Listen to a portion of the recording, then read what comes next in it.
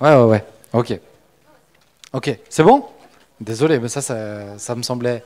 On va faire un nouveau truc cette année, c'est simple. Une fois par série, en général c'est sur le dernier message, ou juste avant, juste après. Là c'est sur le dernier message. C'est quoi le thème de la série?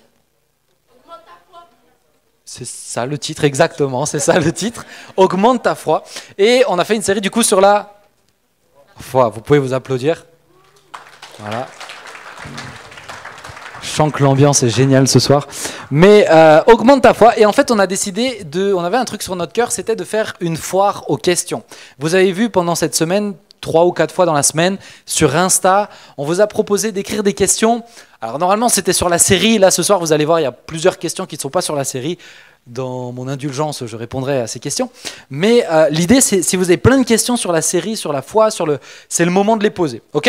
Et là, on va faire quelques questions avec un petit jingle et tout. D'ailleurs, merci à Michael qui réécoute ce message en replay. C'est lui qui a fait le jingle. Et puis, on peut lancer le jingle et on va faire les questions. C'est parti.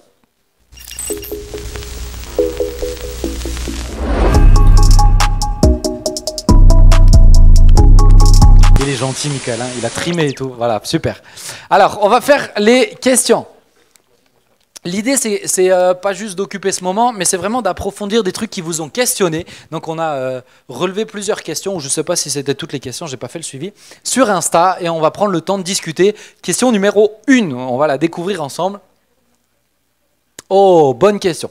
Pourquoi prions-nous Jésus et non Dieu ou la Trinité? Alors, je ne sais pas si, je suppose que la personne est dans cette salle, ceux qui ont posé la question, pourquoi prions-nous Jésus et non Dieu ou la Trinité? Alors, je pense que la question, elle est simple, c'est qu'on ne prie pas forcément Jésus, on peut dire Dieu, on peut dire Père, on peut dire Fils, on peut dire Saint-Esprit. Ce que Dieu nous demande, c'est de prier Dieu, d'accord? Et Dieu est Père, Dieu est Fils, le Fils c'est qui?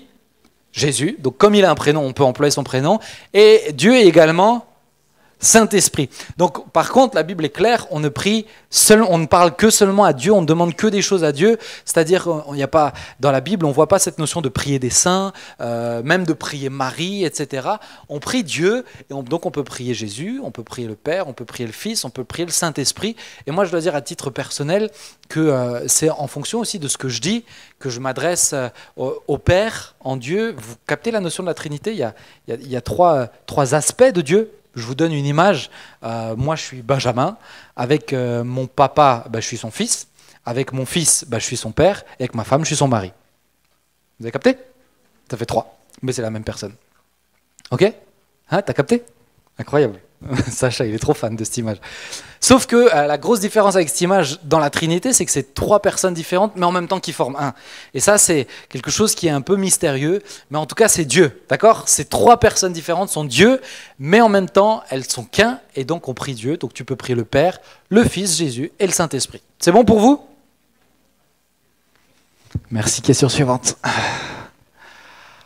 On parle d'avoir la foi comme un grain de moutarde, mais comment mesure-t-on la quantité de foi? Très bonne question, en plus dans la série, donc j'en suis très content. Qui a une idée de réponse? Comment on mesure la foi? Comment on mesure la quantité de foi?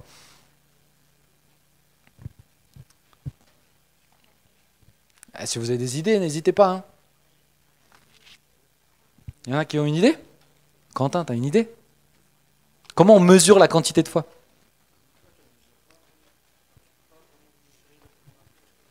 Tu ne peux pas mesurer la foi. Est-ce que vous êtes d'accord avec ça? Oui? Ben moi pas. Hein? Par des? C'est-à-dire, vas-y, développe. Bah développe. Ouais. Bah ça veut dire quoi? Ça veut dire que tu as plus de foi si tu te jettes d'un immeuble? Alors par rapport à quoi? On peut savoir où on en est. Par rapport au? Intéressant, par rapport aux fruits, c'est-à-dire les mangues, les... Ça veut dire quoi? Bah, développe, il y a quelqu'un qui ne connaît pas Dieu ici.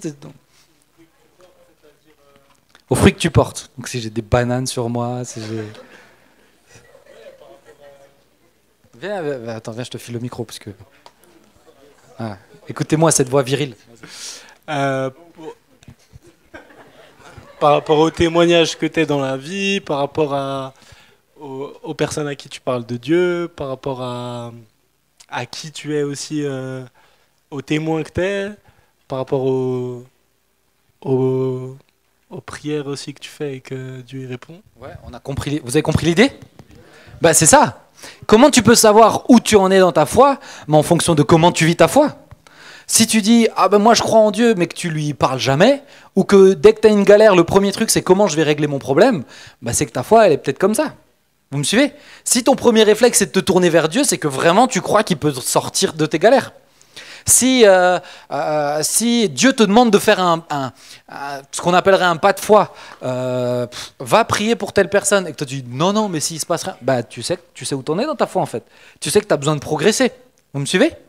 Et plus tu avances avec Dieu, plus ta foi grandit, et plus ta foi grandit, plus la foi en fait c'est le lien qui te connecte avec le ciel. Donc j'ai envie de te dire, plus tu es connecté avec le ciel, plus ta foi est grande. C'est bon pour vous? C'est pas une question. Vous sautez pas d'un immeuble demain en disant Ben a dit que. Ok? D'accord. Merci pour vos parents. Question suivante. Si je veux aller en boîte, sans arrière-pensée, juste pour chanter et danser, c'est validé ou pas? Alors, qu'est-ce que vous en pensez? Ouais ou non? Quelqu'un a dit oui? Ok. D'autres? Ouais. Vas-y. S'il vous plaît. Attends, viens, je te donne le micro, j'espère que ça a l'air... Ouais, reste assise. Vas-y. Pour moi, la personne fait ce qu'elle veut. Si elle va juste avec l'arrière-pensée de danser et de chanter, il n'y a pas de problème. Maintenant, c'est les gens autour d'elle qu'elle va trouver dans la boîte, la personne, qui peuvent être des mauvaises influences ou qui peuvent lui conduire à des problèmes. Mais si vraiment maintenant elle a le Saint-Esprit et que maintenant elle y va pour influencer les gens, moi, je vois pas le problème d'aller en boîte. Ok. Tu voulais dire quelque chose? Seigneur. Si ça glorifie pas Dieu, c'est pas bon. Ok. Alors, vous avez entendu ce qu'elle a dit? Elle a dit quoi? Oh, mais Lucas, quelle bonne ouïe pour ton âge, c'est incroyable. Si ça glorifie pas Dieu, c'est pas bon. Donc, sur ça, je dois dire, je suis d'accord. Si ça glorifie pas Dieu, c'est pas bon. Donc, la question, c'est est-ce que ça glorifie Dieu? Ok? Je pense que, alors déjà, moi je me ferai la remarque suivante. Je suis jamais allé en boîte. Maintenant, je vais te faire les échos de ce qu'on m'a fait en écho. Il y a des grands experts de boîtes de nuit qui sont dans cette salle à l'époque. Mais c'était à l'époque, ok? Et voilà ce qu'ils m'ont dit. Déjà, à mon avis, pour chanter et danser, je sais pas si la boîte c'est peut-être le meilleur endroit parce que on m'a dit que ça pue la transpi et que ça chante faux et que ça zouk sévère. Ok? Donc la question, est-ce que c'est un péché d'aller en boîte de nuit? Mais non, parce que t'as pas d'endroit. Dieu dit pas c'est un péché d'aller dans tel endroit. D'accord? Vous me suivez? Il parle pas de lieu, Jésus. Il parle jamais de lieu. Par contre, il parle d'intention et il parle aussi de tentation. Donc la question c'est plutôt, faut la poser comme ça, est-ce que c'est sage d'aller en boîte de nuit pour danser et chanter? Est-ce qu'il n'y a pas d'autres endroits pour danser et chanter? Si vraiment c'est ce qu'on veut. Hein? La louange, mais toi t'es pas responsable pour rien, toi d'Ivoire. Mais c'est la question en fait. Moi je vous encouragerais à vous la poser comme ça. Est-ce que c'est sage? Est-ce que c'est sage parce que effectivement, toi, mademoiselle, tu viens pour chanter et danser, mais le gars en face de toi, il vient pas que pour chanter et danser. Et tu te dis, oui, du coup, moi, je suis un bon, pas de problème, il n'y a pas de souci. Mais c'est quand même te rapprocher du bord de la falaise pour chanter et danser, c'est un peu dommage. Ça va, vous me suivez? Yes? Vous me suivez avec cette réponse? Ok. Donc que tu sois sûr de toi, c'est bien. Est-ce que c'est sage? Franchement, non. Ok. Suivant.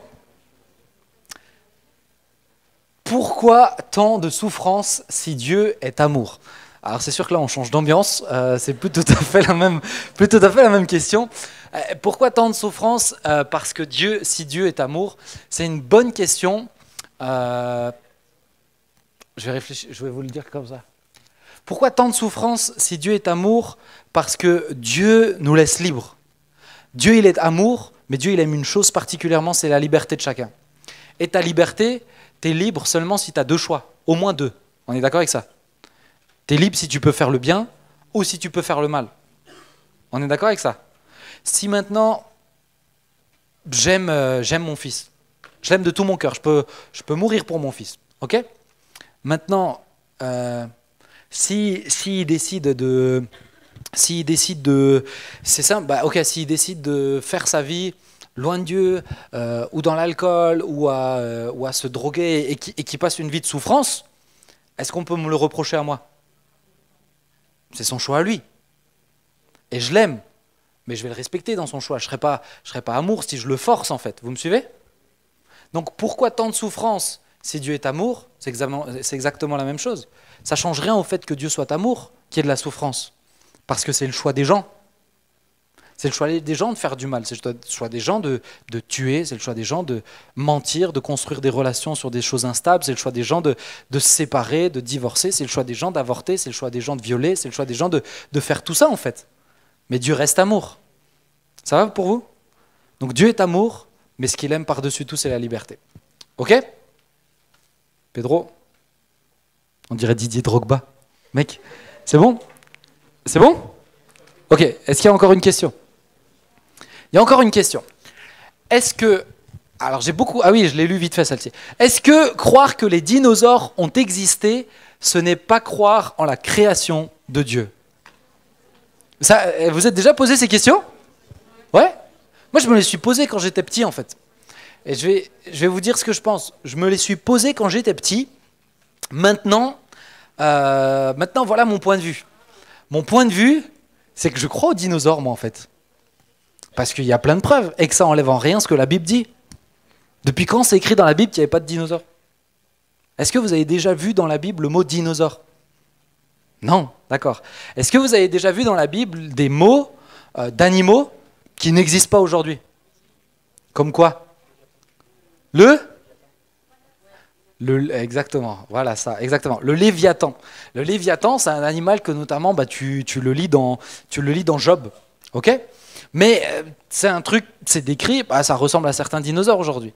Par contre, ce que je ne suis pas convaincu, c'est est-ce que c'est forcément la projection que nous on a? Je vous donne des, je sais plus, je crois que c'est pas le T-Rex ou c'est un gros dinosaure là. Si, je crois que c'est le T-Rex là, où en fait ils se sont rendus compte qu'il avait des plumes. Il n'y a pas très longtemps là. Donc voilà, nous on a cette projection là de, je sais pas, c'est peut-être pas, vous ferez des recherches, mais c'est un truc comme ça, un animal comme ça. Donc bien sûr j'y crois, ça enlève en rien la création de Dieu, parce que je crois que Dieu les a créés, et je crois qu'il y a des animaux et des espèces qui disparaissent encore aujourd'hui. Toutes les semaines, il y a des espèces qui disparaissent, et pour moi c'est exactement la même chose. Ok, c'est bon? Donc non, ça enlève en rien la création de Dieu. Est-ce qu'il y a encore une question? Ah, intéressant.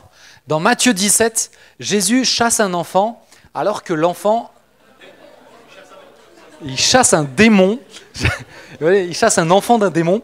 Mais non, il chasse un démon alors que l'enfant est épileptique. D'accord. Eh bien, ça me permet de dire quelque chose, cette question. Ça me permet de dire, les amis, lisez la Bible. Lisez la Bible. Pourquoi? Parce qu'on ne voit nulle part que l'enfant est épileptique. D'accord? On le voit nulle part. Donc quand on part du texte et qu'on dit « Alors pourquoi il chasse un démon si l'enfant est épileptique ?» Ça veut dire que l'enfant est épileptique. Non. On voit pas, c'est pas écrit « L'enfant est épileptique ». D'ailleurs, je ne sais même pas s'ils avaient un mot pour ça. Ok? Par contre, ce qu'on voit, c'est que l'enfant, effectivement, la Bible dit qu'il écumait, qu'il se roulait. Aujourd'hui, quelqu'un qui fait une crise d'épilepsie, ça ressemble à ça. Donc, des fois, tu as certains prédicateurs qui peuvent faire un raccourci en disant « l'enfant était épileptique ». Pas forcément, en fait. Moi, j'ai vu des gens qui n'étaient pas malades et qui, quand un démon est sorti, ils vivaient ça aussi. Ok? Mais ça enlève en rien ma réponse que je vais vous donner maintenant. Pourquoi je voulais vous dire ça, c'est n'écoutez pas juste les prédications, lisez la Bible et vraiment creusez, en fait. Ok? C'est bon? Est-ce qu'un démon peut rendre quelqu'un malade? Sacha, qu'est-ce que tu en penses? Oui. Est-ce que vous êtes d'accord avec ça? Ouais? Eh bien oui. Un démon peut rendre quelqu'un malade. On le voit à plusieurs reprises dans la Bible. Un démon peut rendre quelqu'un malade, et une fois que le démon est parti, eh ben la maladie part. Donc Dieu peut chasser un démon de quelqu'un qui est épileptique et que la maladie, c'est l'origine à ce moment-là, c'est un démon. C'est pas systématique, c'est pas parce que tu es malade que tu es un démon. Mais ça peut être le cas. Mais dans ce cas-là, Dieu peut chasser un démon et quelqu'un qui a des manifestations, il n'est pas forcément épileptique. Ok ? Ma grosse question, et celle-ci je vous la laisse parce que c'est une réflexion que je me fais, c'est comment ça se fait qu'un démon est capable de rentrer dans un enfant. Mais ça, c'est une autre question. C'est bon ? On peut avancer ? C'est fini ? Il y en a encore une ? Oh bah alors allons-y. Hein. Pourquoi laisser autant de place au parler en mangue ? Eh ben exactement. Exactement, on parlait des fruits, porter des fruits, ben c'est justement ça en fait. Alors je suppose qu'on parle du parler en langue, bien que j'aime ce fruit, le mangue, le manguier. Dans l'église, s'il n'y a pas interprétation. Ok, alors là, accrochez-vous à moi, accrochez-vous à mes paroles, 3 petites minutes, d'accord ? Je vais vous expliquer ça.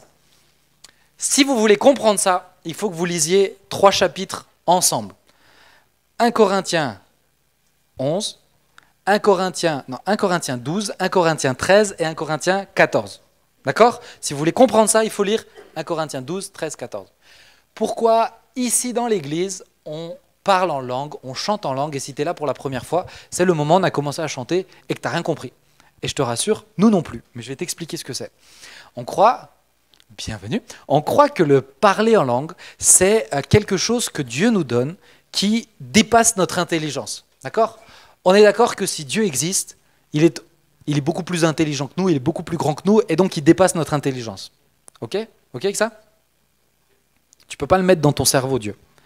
Et on croit que Dieu nous donne une capacité de nous exprimer dans des langues que notre cerveau ne maîtrise pas, juste pour pouvoir l'adorer au-delà de notre intelligence, au-delà de nos limites d'intelligence, de nos limites de mots en fait. Il y a des moments où tu as tellement envie de dire à Dieu que tu l'aimes de tout ton cœur, que tu veux tout lui exprimer, qu'à un moment donné, tes mots, ils suffisent plus. Ça vous est déjà arrivé ? C'est comme avec ta chérie. Ça vous est déjà arrivé ? Les gars qui me disent non, les gars, vous n'êtes pas assez amoureux. Hein. Normalement, vous devriez dire oui. Hein. Ça t'est arrivé ? Et il n'a pas dit oui, hein, attention. Hein.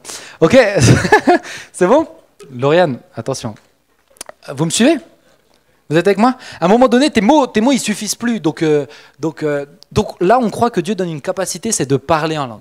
Maintenant, il y a un texte dans la Bible, le texte particulièrement d'1 Corinthiens 14, qui parle de interpréter les langues. Ok ? Je vais essayer d'être très très simple, hein, le plus simple possible. Et si vous avez des questions, vous venez voir un des responsables à la fin, parce que moi, je dois partir très vite à la fin. On peut applaudir Talita pour son arrivée. Merci beaucoup. On est ravis de t'avoir, Talita. Avec ce beau manteau, tu l'as volé à un inspecteur d'Eric ? Pardon, c'était une blague. Je la trouve très belle, elle est très belle comme ça. Très bien, il est très beau ce manteau. Pourquoi laisser autant de place ? La question c'est... Ok, il faut le voir comme ça. Soit Dieu veut absolument que quand on parle en langue, quelqu'un interprète, c'est-à-dire qu'il puisse partager la pensée, qu'est-ce qui a été dit, ok ? Et du coup, on ne parle plus du tout en langue s'il n'y a pas d'interprétation. Ça va pour vous ? Soit, on parle en langue. Donc la question, ce n'est pas le pourquoi faut-il autant. Donc c'est soit c'est vrai, soit c'est faux. Pourquoi ? Parce que s'il parlait en langue, c'est s'adresser à Dieu de manière la plus belle parce que c'est au-delà de notre intelligence, c'est normal qu'on laisse de la place à ce moment-là. Ok ? Donc la question, c'est pourquoi le faire autant ? Le autant, on le fait sauter. C'est pourquoi laisser de la place ? Ben, tout simplement parce que oui, il y a des textes dans la Bible qui disent qu'il faut interpréter les langues pour que les gens soient encouragés, mais il y a des textes qui disent aussi « je chanterai par l'esprit ». Ok ? Qu'est-ce que ça veut dire ? Ça veut dire que dans le culte, il y a 2 moments. C'est ce que je vous expliquais avant.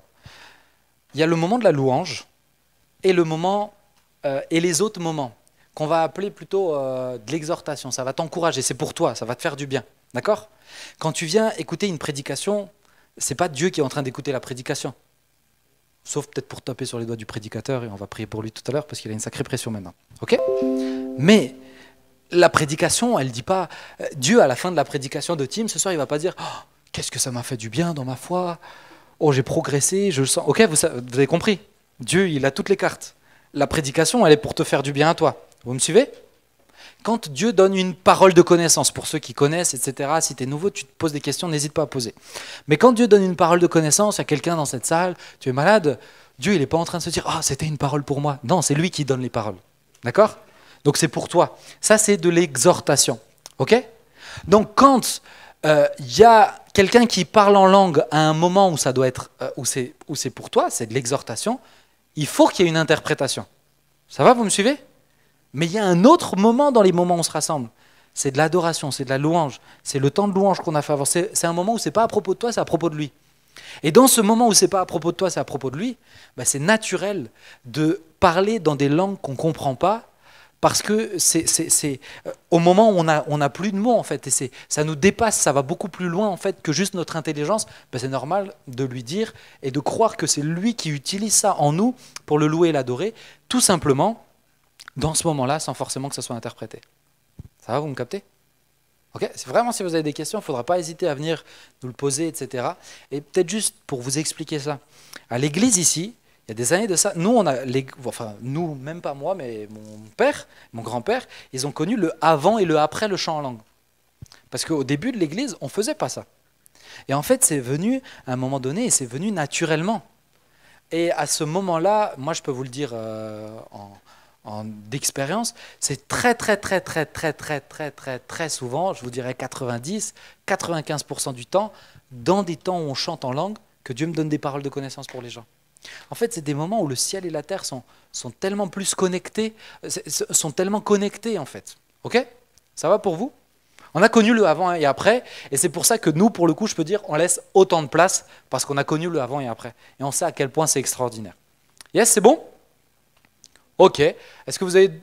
on a fini? Plus de questions? Ok, super. Pour la première, on voulait prendre un peu de temps. Maintenant, la prochaine fois, voilà, essayez de faire des questions sur la série. Si vraiment vous avez pas, si vraiment c'est une question qui brûle sur ton cœur, et tu la poses quand même sur Insta. Si on a l'occasion de la placer, il n'y a pas de problème. Mais pour cette première soirée, on voulait prendre un peu de temps pour ça. Et on va prier pour Tim qui apporte le dernier message de la série qui s'appelle Augmente. Merci. On va prier pour Tim. Seigneur, merci pour Tim. On te demande de le bénir, on te demande de le renouveler. On te demande de lui faire du bien et on te prie d'ouvrir nos cœurs pour recevoir ce que tu as prévu. Merci Jésus pour ta présence et ton soutien. À toi soit toute la gloire, Papa. Amen. Merci beaucoup Ben. Ça va, vous allez bien? Ouais. Alexis, je te vois, t'es magnifique. Ok. Donc ce soir, on va faire le dernier message de cette série. Et juste pour faire un rapide rappel sur ce qui a été vu les dernières fois, on a vu que dans notre foi, on est limité. On a vu que dans cette foi, on ne peut pas faire les choses par nous-mêmes. Mais on a pu voir aussi avec Ben que Dieu pouvait augmenter notre foi. Et il augmente la foi de ceux qui le veulent. Il augmente pour ceux qui le veulent réellement.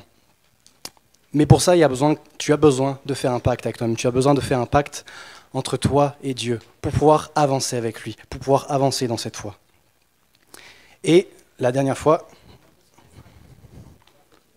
Ah, il ne me voit pas. Alors je change de place. Non, parce que je vais faire tout tomber sinon. Et donc, je disais, la dernière fois, Esteban, je n'étais pas là, vous a parlé de la foi qui va t'amener à vivre le surnaturel. C'est bon, vous me voyez? Très bien. Très bien. Et ce soir, du coup, j'aimerais vous parler de la foi qui va te permettre de vivre la mission. J'aimerais simplement introduire ce message par un passage qui se trouve dans Luc 17, 7 à 10, et on prendra le temps de l'étudier un peu plus tard. Je vous préviens, ce soir, je vais vous faire lire. Donc Luc 17, versets 7 à 10. « Qui de vous, ayant un serviteur qui laboure ou paie les troupeaux, lui dira quand il revient des champs, « Approche vite et mets-toi à table. » Ne le dira-t-il pas au contraire, « Prépare-moi à souper, ceins-toi et sers-moi, jusqu'à ce que j'ai mangé et bu. Après cela, toi, tu mangeras et tu boiras. Doit-il de la reconnaissance à ce serviteur parce qu'il a fait ce qui lui était ordonné? Vous de même, quand vous avez fait tout ce qui vous était ordonné, dites, nous sommes des serviteurs inutiles. Nous avons fait tout ce que nous devions faire. J'aimerais te dire que si tu as accepté Jésus dans ta vie, alors tu deviens un serviteur de Dieu. Tu deviens un serviteur pour lui, et un serviteur de Dieu est forcément en mission. Et tout au long des évangiles, Jésus a donné des commandements, Jésus a donné des missions à ses disciples, dont un qui se trouve dans Matthieu 28, versets 19 à 20, qui nous dit « Allez, faites de toutes les nations des disciples, les baptisant au nom du Père, du Fils et du Saint-Esprit, et enseignez-leur à observer tout ce que je vous ai prescrit. Et voici, je suis avec vous tous les jours jusqu'à la fin du monde. » Tu es en mission pour Dieu. Tu es en mission, mais la foi, ta foi va être primordiale pour servir Dieu correctement. Tu as besoin de la foi pour servir Dieu. Hébreux 11.6 nous dit « Or, sans la foi, il est impossible de lui être agréable, car il faut que celui qui s'approche de Dieu croit que Dieu existe et qu'il est le rémunérateur de ceux qui le cherchent. » Tu peux tenter de faire de bonnes actions, tu peux tenter de faire de bonnes choses pour les gens. Si tu n'as pas la foi, ça ne sert à rien. Tu pourras te mettre au service des personnes, si tu n'as pas la foi, ça ne sert à rien. Tu as besoin, pour être efficace et pour te mettre en action pour Dieu, tu as besoin de la foi. On peut reprendre aussi le passage de Matthieu 14, versets 22 à 23, qui nous parle de Pierre. Donc c'est Jésus, on parle de Jésus, il vient de faire des miracles et il envoie ses disciples passer le lac, la mer. Donc verset 22, « Aussitôt après, il obligea les disciples à monter dans la barque et à passer avant lui de l'autre côté, pendant qu'il renverrait la foule. Quand il l'eut renvoyé, il monta sur la montagne pour prier à l'écart. Et comme le soir était venu, il était là seul. La barque, déjà au milieu de la mer, était battue par les flots, car le vent était contraire. À la 4e veille de la nuit, Jésus alla vers eux, marchant sur la mer. Quand les disciples le virent marcher sur la mer, ils furent troublés et dirent « C'est un fantôme !» Et dans leur frayeur, ils poussèrent des cris. Jésus leur dit aussitôt « Rassurez-vous, c'est moi, n'ayez pas peur. » Pierre lui répondit « Seigneur, si c'est toi, ordonne que j'aille vers toi sur les eaux. » Et il dit « Viens. » Pierre sortit de la barque et marcha sur les eaux pour aller vers Jésus. Mais voyant que le vent était fort, il eut peur. Et comme il commençait à s'enfoncer, il s'écria « Jésus, sauve-moi !» Aussitôt, Jésus étendit la main, le saisit et lui dit « Homme de peu de foi, pourquoi as-tu douté ?» Et ils montèrent dans la barque et le vent cessa. Souvent, quand on entend cette histoire, on critique un peu Pierre, on se dit « Miskin, le mec il a coulé quoi ». Pourtant, le gars, c'est le seul de tout le bateau et le seul de toute la Bible qui a marché sur l'eau. Le mec a eu foi, le mec a eu la foi nécessaire pour faire confiance dans la parole de Jésus et pour aller vers Jésus. Tu as besoin de la foi. Tu as besoin de la foi pour te mettre en action. Sans la foi, Pierre aurait coulé. Tu as besoin de la foi pour te mettre en action pour Dieu, pour croire que ce que tu fais est juste. Lorsque tu seras peut-être avec tes potes et que dans les discussions, tu verras que tu es le seul qui ne couche pas avant le mariage, peut-être que quand tu as besoin de croire, tu as besoin de foi pour croire que c'est juste devant Dieu, parce que tu as besoin de croire qu'à ce moment-là, tu agis pour Dieu. Tu as besoin de foi pour croire qu'à chaque instant, tu es cette lumière, tu es l'être lu en train de servir Dieu. Tu as besoin de foi. La foi, ça va bien au-delà de simples règles religieuses, ça va bien au-delà d'une peur des conséquences. C'est une confiance en Dieu, c'est une confiance en l'action que tu fais pour Dieu, que tu agis pour Dieu. Si on revient à Pierre, donc dans le verset 31 de Matthieu, c'est écrit « Aussitôt, Jésus étendit la main, le saisit et lui dit « Homme de peu de foi, pourquoi as-tu douté ?» Et ils montèrent dans la barque et le vent cessa. Autrement dit, ta foi elle a besoin d'augmenter. Ta foi a besoin d'augmenter pour que tu puisses servir Dieu de la meilleure des manières, pour que tu puisses le suivre à n'importe quel endroit, à n'importe quelle occasion. Ta foi a besoin d'augmenter. Ta foi a besoin de grandir. Pourquoi ? Parce que Jésus, à aucun moment, ne voudra te laisser à l'endroit où tu es actuellement. Jésus veut t'amener beaucoup plus loin que ce que tu es actuellement. Dans Jacques 2, versets 21 à 22, c'est écrit « Abraham, notre père, ne fut-il pas justifié par les œuvres lorsqu'il offrit son fils Isaac sur l'autel ? Tu vois que la foi agissait avec ses œuvres et que par les œuvres, la foi fut rendue parfaite. » Il y a une autre version qui dit « Sa foi a atteint son plein épanouissement. » Mais si Abraham a été prêt à sacrifier son fils pour Dieu, il n'a pas eu la foi d'un coup qui est tombée comme ça. Sa foi, il a eu cette foi parce qu'il y a eu des années d'obéissance et d'action envers Dieu. Seulement à cause de ça. Mais parce que sa foi a augmenté, alors il a pu agir de cette manière. Parce que sa foi, il a laissé grandir sa foi avec Dieu, alors il a pu agir de cette manière. Ne te satisfais pas, et je m'inclus totalement dedans, ne te satisfais pas de ta petite foi actuelle. Ne te satisfais pas de l'endroit où tu es actuellement. Parce que Dieu veut t'amener beaucoup plus loin. Il veut t'amener plus loin que ce que tu n'imagines. Ne reste pas inactif. La foi, ça ne veut pas dire que tout va tomber du ciel sans que tu fasses quoi que ce soit. Tu as besoin de te rendre disponible, tu as besoin de te rendre actif pour Dieu. Si maintenant je vais derrière le piano, par exemple, je ne vais pas jouer parce que sinon je vais vous casser les oreilles, mais si j'ai la foi que ce piano peut faire un bon son, mais si à un moment donné je ne commence pas à mettre mes mains sur le clavier et à jouer, alors jamais quoi que ce soit sortira. J'ai besoin de commencer à mettre mes mains et à appuyer sur les touches. Même si je fais des fausses notes, même si je me trompe, alors j'ai besoin de m'entraîner. J'ai besoin de m'entraîner et un jour, alors la mélodie sera belle. Avec la foi, c'est exactement la même chose. Même si tu fais des erreurs, même si tu te trompes à certains moments, active-toi pour Dieu. Active-toi. Il y a quelques années de ça maintenant, j'étais en DUT et j'allais en cours. J'étais en train de marcher et en même temps que je marchais, je priais. Parce que j'avais un sentiment un peu de frustration, parce que ça faisait un moment que je n'avais pas parlé de Dieu à mes amis, à mes collègues. Et j'étais un peu frustré et puis simplement je prie et je dis ok Seigneur, franchement, tu vois comment je suis et j'aimerais vraiment être utilisé par toi, vraiment être un témoin pour toi. Et je fais cette prière, j'arrive en cours, je me mets à côté d'un gars avec qui je traînais pas forcément et au cours des exercices, etc., des leçons, naturellement, la discussion a pu s'installer et on a pu clairement parler de l'évangile. J'ai pu lui annoncer clairement le message de l'évangile. J'ai clairement pu lui annoncer Jésus. Pardon. Je ne touche plus à ça.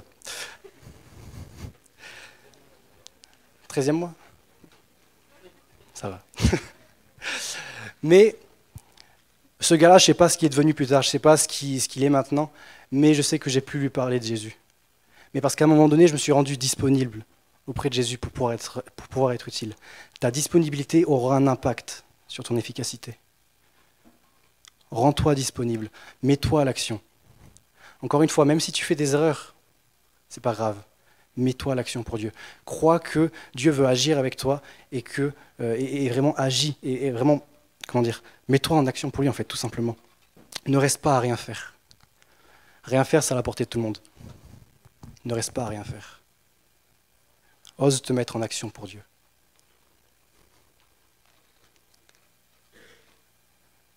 Luc 17, on va reprendre le passage de Luc 17. Ben, si je peux juste avoir ma bouteille d'eau, s'il te plaît. Merci. Vous avez vu les réflexes un peu ? Luc 17. Qui de vous, ayant un serviteur qui laboure ou paie les troupeaux, lui dira, quand il revient des champs, approche vite et mets-toi à table ? Ne lui dira-t-il pas au contraire, prépare-moi à manger, ceins-toi et sers-moi, jusqu'à ce que j'aie mangé et bu. Après cela, toi tu mangeras et boiras. Doit-il de la reconnaissance à ce serviteur parce qu'il a fait ce qui lui était ordonné ? Vous de même, quand vous avez fait tout ce qui vous a été ordonné, dites, nous sommes des serviteurs inutiles. Nous avons fait ce que nous devions faire. Ok. Quelle est ta place dans ce verset, dans ce passage ? J'ai entendu ? Serviteur, exactement. Qu'est-ce qu'un serviteur pour vous ?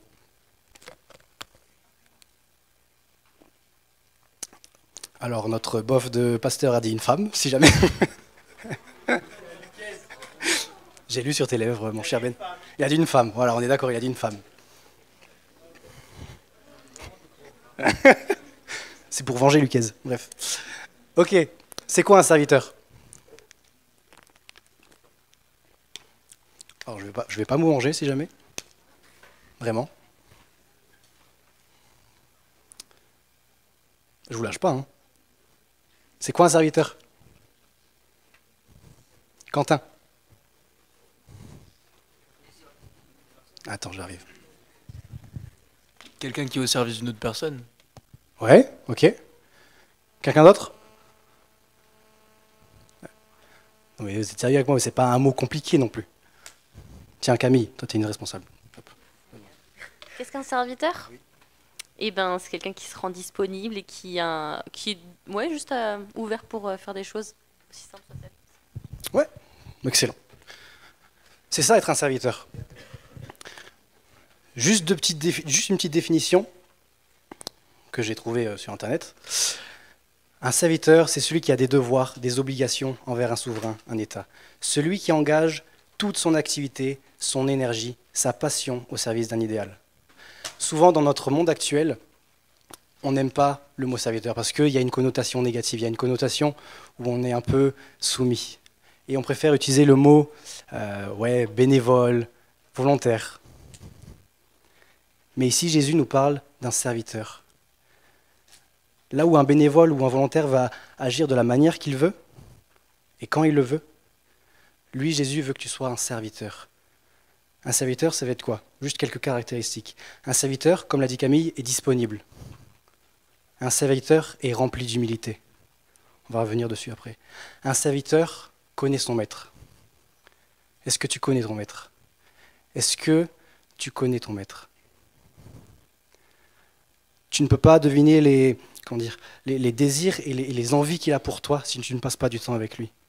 Si tu ne passes pas du temps dans sa parole, si tu ne passes pas du temps en prière avec lui. Un serviteur connaît son maître. Un serviteur également obéit d'un cœur sans réserve avec fidélité. Un serviteur laisse son intérêt personnel pour un intérêt plus grand. Est-ce que tu es prêt à lâcher quelque chose pour Dieu? Est-ce que tu es prêt à lâcher un rêve pour Dieu? Est-ce que tu es prêt à ce que ce soit lui le maître de ta vie? J'en ai déjà parlé plein de fois, mais il y a un moment donné dans ma vie où Dieu m'a clairement demandé de lâcher mon rêve. Et pour aucune chose au monde, je ne reviendrai en arrière. Pour aucune chose au monde. Parce que je sais que là où je suis actuellement, c'est là où Dieu me veut. Et c'est ce que Dieu a prévu pour moi. Et à aucun moment je voudrais revenir en arrière. Un serviteur, c'est bien plus qu'un simple mot.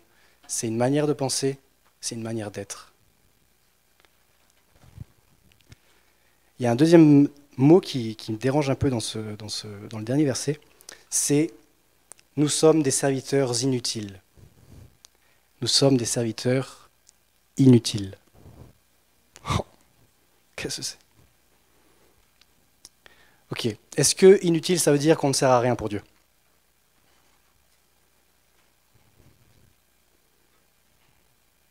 J'attends. J'ai vraiment l'impression d'être un prof, c'est un truc de fou. Ok, non? Qui pense... Ok, on va faire comme ça. Qui pense non, qui pense oui? Qui pense non, d'accord. Excusez-moi. Qui pense non? Non mais levez la main haut là, si déjà, punaise. Ok. Qu'est-ce qu'il y a, Ben? Ah, ok. Ben réfléchit. Ok, et qui pense qu'on ne sert à rien pour Dieu? Ok, il y a une personne. Tout le reste, vous êtes des Suisses, c'est ça? C'est un truc de fou.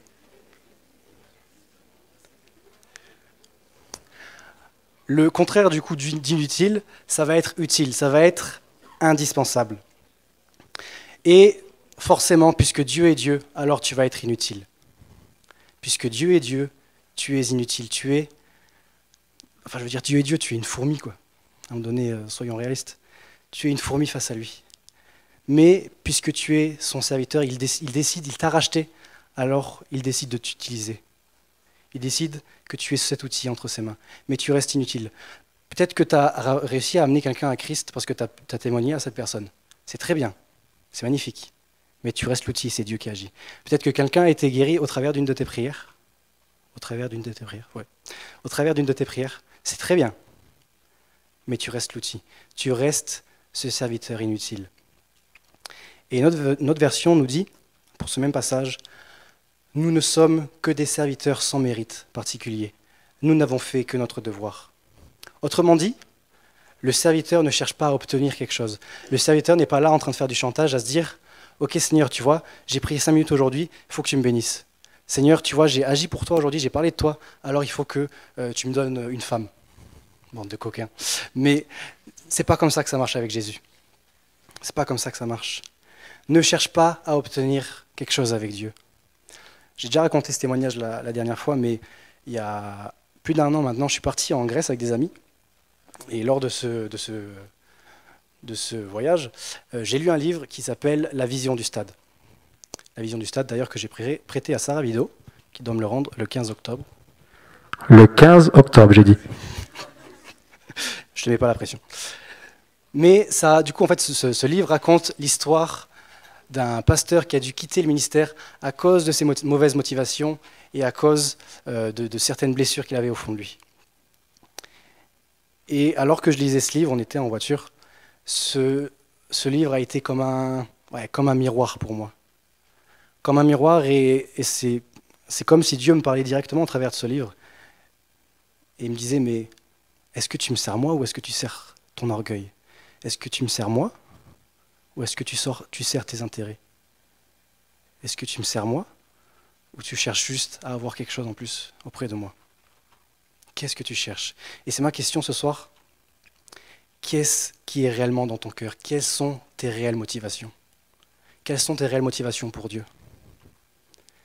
Peut-être que tu as envie d'être en vue, peut-être que tu as envie d'avoir une place, peut-être que tu as envie d'avoir des responsabilités, peut-être que tu sers juste pour te déculpabiliser.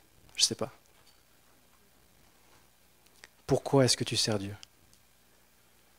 Et vraiment, je veux vous encourager à vous poser cette question parce que j'ai perdu tellement de temps avec ça. J'ai perdu tellement de temps et tellement de mois, tellement d'années. Pourquoi est-ce que tu fais ce que tu fais? Pourquoi? Quel est le plus profond de ton cœur? Ce que personne ne voit, ce que seul Dieu voit. Qu'est-ce qui est au plus profond de ton cœur? Malgré toutes ces choses,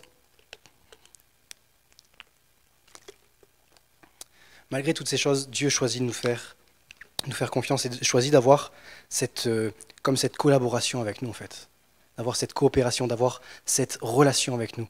Matthieu 25, 23 nous dit « C'est bien, bon et fidèle serviteur, tu as été fidèle en peu de choses, je te confierai beaucoup. Entre dans la joie de ton maître. » Entre dans la joie de ton maître. Dieu veut partager quelque chose avec toi. Bien plus que être ce serviteur inutile, il veut que tu sois ce serviteur en fait. Pas juste ce serviteur à qui il ne connaît même pas le nom, mais il veut vraiment avoir cette relation avec toi. Il veut vraiment que tu puisses rentrer dans sa joie, rentrer dans sa destinée qu'il a prévue pour toi. Et j'aimerais te dire que chacun d'entre nous a un rôle à jouer. Chacun a sa place dans l'Église. Chacun a sa place, chacun a sa mission. Chacun d'entre nous. Ne crois pas que tu ne sers à rien. Juste pour reprendre cette image de Paul dans 1 Corinthiens 12, versets 14 à 18. « Ainsi, le corps n'est pas un seul membre, mais il est formé de plusieurs membres. Si le pied disait « Parce que je ne suis pas une main, je ne suis pas du corps », ne serait-il pas du corps pour cela? Et si l'oreille disait « Parce que je ne suis pas un œil, je ne suis pas du corps », ne serait-elle pas du corps pour cela? Si tout le corps était œil, où serait l'ouïe? S'il était tout ouïe, où serait l'odorat? Maintenant, Dieu a placé chacun des membres dans le corps comme il l'a voulu. Tu as ta place dans le corps de Dieu, dans le corps de Christ. Tu as ta place. Ne crois pas que tu es inutile au corps de Christ. Et pour cela, il faut que tu puisses croire et réaliser pleinement que Dieu a mis tout à ta disposition. Tout ce dont tu as besoin, il l'a mis à ta disposition. Que ce soit l'autorité, que ce soit l'identité en Christ. Il faut que tu puisses non seulement connaître ces choses-là, mais qu'elles puissent non seulement être dans ta tête, mais descendre dans ton cœur réellement. Tu as besoin de réaliser ces choses-là. Et Dieu t'a également donné les dons et les talents nécessaires. Pas plus, pas moins. Pendant des années, je me croyais sans talent. Sans talent parce que je n'avais pas l'impression d'avoir quelque chose qui se voyait. Je ne savais pas jouer de la musique, je ne savais pas faire de la sono, je sais pas. Enfin, il n'y avait pas quelque chose qui était voyant chez moi. Mais un talent, ça ne veut pas forcément dire que c'est quelque chose qui va se voir au premier abord. Ça ne veut pas dire que c'est quelque chose qui va être en mode m'as-tu vu. Un trait de caractère, une sensibilité, une bienveillance particulière peuvent être un talent que Dieu t'a donné. Ne néglige pas, ne méprise pas ce que Dieu a mis sur ton cœur. Ne néglige pas ça. Ne néglige pas les dons et les qualités et les talents que Dieu a mis en toi. Ne néglige pas ça. Simplement cet encouragement également, ce que ta main trouve à faire, fais-le. J'ai une amie qui est là-bas, Naomi, qui travaille dans les ressources humaines. Et il y a quelques années de ça maintenant, pendant une journée, elle a pris le temps de faire un workshop, un atelier pour tous les jeunes qui avaient besoin de faire des CV, de faire des lettres de motivation. Elle n'a pas fait de vague, elle n'a rien fait. Mais c'était son talent, c'était sa manière d'agir et d'être vraiment cette servante de Dieu. Servitante, j'invente des nouveaux mots. Cette servante de Dieu. Elle a agi juste parce qu'elle voyait un besoin. Fais pareil. Ce que ta main trouve à faire, fais-le. Ne cherche pas un appel. J'aimerais juste faire une parenthèse sur ça. Souvent, on aime bien, découvre ta destinée, découvre ce que Dieu a prévu pour toi, les 7 clés pour devenir un grand prédicateur, etc. Ton premier appel, c'est d'être un adorateur. Et cherche ça. Cherche à adorer Dieu, cherche simplement à lui plaire. L'équipe de louange peut me rejoindre. Je vais arriver à ma conclusion. Il y a 20 ans de ça maintenant, j'avais 6 ans. Tu as trouvé mon âge, je suis fier de toi. Mais j'avais 6 ans et mon père est venu me récupérer après l'école et m'a ramené à son travail parce qu'il devait finir quelques petits trucs. Et pour ceux qui ne le savent pas, mon père travaille dans les pompes funèbres. Tout le monde voit ce que c'est les pompes funèbres? C'est genre les croque-morts, tout ça. Voilà. Super ambiance si jamais. Et je suis dans le bureau de mon père et mon père me dit « Ok, tu bouges pas de là, si tu as une question ou quoi, tu attends que je revienne. » Forcément, mon père se barre. Qu'est-ce que je fais? J'ai une question à lui poser. Je vais le chercher, forcément. Et donc je commence à fouiller un peu dans le centre funéraire. Ouais, attention, on marche là. Je commence à fouiller un peu dans le centre funéraire et je commence à rentrer dans une salle. Et dans la salle, je m'en souviendrai toute ma vie, dans la salle, je vois un lit sur ma gauche et il y a une personne dedans. Sauf que la personne, pour moi, elle dort. Et du coup, je commence à marcher comme ça, tout doucement, pour être sûr que la femme, elle ne se réveille pas. Et vraiment, je fais le minimum de bruit. Et donc je passe, je rejoins mon père. Mon père me voit, il pète un câble. Je me fais dégager. Et je repasse à nouveau par cette même salle. Qu'est-ce que je fais? Je remarche à nouveau sur la pointe des pieds. J'aurais pu faire tout le bruit que je voulais, j'aurais pu même faire du trampoline sur le lit. Elle ne se serait jamais réveillée. Mais parce qu'avec mes yeux d'enfant, elle paraissait vivante, mais elle était morte. Tu peux paraître vivant aux yeux des hommes. Mais aux yeux de Dieu, tu ne pourras pas faire semblant. Tu ne pourras pas faire semblant. Tu peux paraître vivant, mais être mort à l'intérieur. Ta foi peut mourir. Jacques 2,18 nous dit « Mais quelqu'un dira, toi tu as la foi, et moi j'ai les œuvres. Montre-moi ta foi sans les œuvres, et moi je te montrerai la foi par mes œuvres. Tu crois qu'il y a un seul Dieu? Tu fais bien. Les démons le croient aussi, et ils tremblent. Veux-tu savoir, ô homme vain, que la foi sans les œuvres est inutile? Si tu ne te mets pas en action, si tu ne commences pas à agir pour Dieu, ta foi va mourir. Ta foi va mourir. J'aimerais simplement te laisser avec ça. Mets-toi en action pour Dieu. Mets-toi, commence à te mettre réellement en action pour Dieu. Pour que ta foi ne périsse pas. Mets-toi en action pour lui. Te mettre en action, ça ne veut pas être seulement à l'église, c'est pas seulement à Impact Jeunesse. On a besoin de monde à Impact Jeunesse. Mais c'est dans chaque endroit où Dieu te place. Ça va être auprès de ta famille, ça va être auprès de tes potes en cours. À chaque endroit où Dieu te place, tu es en mission. Et tu dois être cette lumière auprès de chacune de ces personnes. Ne passe pas à côté du plan que Dieu a pour toi. Commence à te mettre en action. Et alors tu verras Dieu ouvrir les portes. On va prier simplement. Et après je laisserai la place à Ben.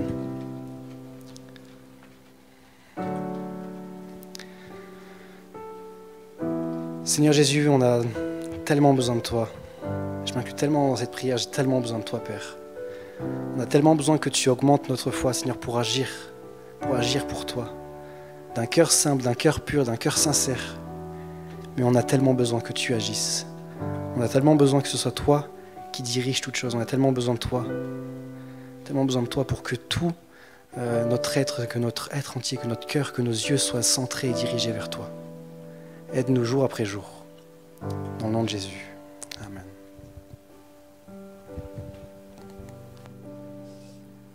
Amen. J'aimerais alors que pendant qu'Adam continue de jouer tranquillement, juste que tu puisses fermer tes yeux et réfléchir sur ça. Tu m'as été clair en disant Serre, fais quelque chose. Et on veut terminer cette série sur la foi avec cette pensée de pas juste avoir ta tête remplie. Le but, c'est pas que cette série remplisse ta tête, mais c'est qu'elle remplisse ta vie. C'est qu'elle change ta manière de vivre. Alors j'aimerais juste que tu puisses repasser ce que tu as entendu ce soir, repasser ce que tu as entendu tout au long de cette série et terminer comme ça. On va terminer si tu dis Jésus, je veux te servir, je veux être utile pour toi. Je veux te suivre. Je veux pas juste parler, je veux faire pour toi. Juste que tu puisses alors te lever à ta place en disant c'est comme un geste, comme un signe, Seigneur, je me tiens debout pour toi, disponible. Je te laisse juste quelques instants réfléchir à ça. Est-ce que tu veux être disponible à Dieu, faire? Ou est-ce que tu veux être spectateur, remplir ta tête? Je te laisse juste le temps d'y réfléchir.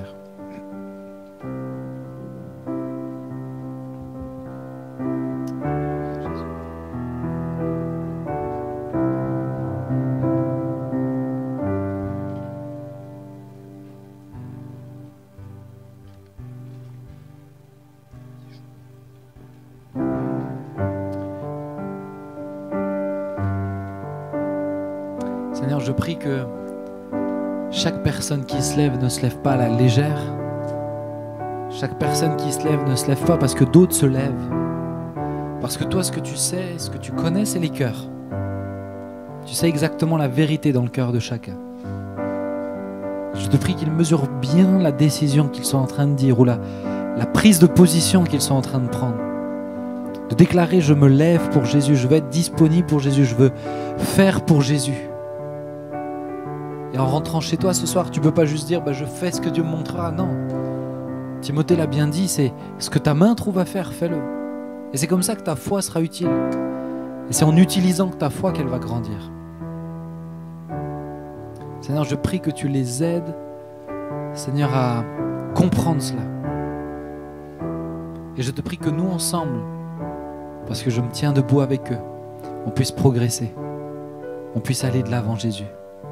Fais-nous grâce, s'il te plaît. On veut te ressembler, on veut te suivre jusqu'au bout. Merci, Seigneur, pour cette soirée. Merci pour ta présence. Et merci parce que c'est toi qui agis encore aujourd'hui. Amen.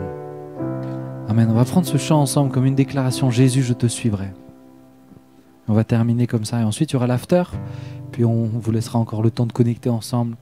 Prendre du temps ensemble. Et si vous avez des questions, besoin de prière, vous venez voir un responsable ou l'équipe de prière à la fin. N'hésitez pas. C'est parti.